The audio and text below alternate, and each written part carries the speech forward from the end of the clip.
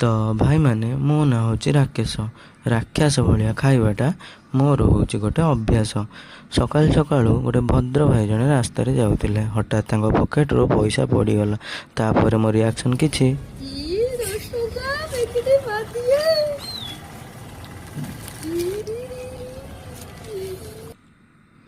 ସିଧା ଡେଇଁ ଡେଇଁ ମୁଁ ଚାଲିଗଲି ଜଳଖିଆ ଖାଇବାକୁ। ଆମ ଟମାଣ୍ଡର ଜଗନ୍ନାଥ ମନ୍ଦିର ସାମ୍ନାରେ ଗୋଟେ ବହୁତ ଭଲ ଆଫୋର୍ଡେବଲ୍ ଜଳଖିଆ ଦୋକାନ ଅଛି। ସେଠି ତାଙ୍କର ଗରମ ଗରମ ହାଣ୍ଡିରୁ ଧୂଆଁ ଦେଖି ଆଉ ସହିପାରିଲିନି। ଆର୍ୟାନ୍ କେଲଭିନ୍ ଭାଇକୁ କହିଲି ଜଳଖିଆ ପ୍ଲେଟ୍ଟେ ଦିଅ। ସେ କ'ଣ କଲେ, ସେ ମୋ ସାଙ୍ଗକୁ ଦେଇଦେଲେ। ମନ ଦୁଃଖରେ ମାଉସୀକୁ କହିଲି, ମାଉସୀ ତମେ ମୋତେ ଦିଅ। ତାପରେ ମାଉସୀ ମୋତେ ଦେଇଦେଲେ।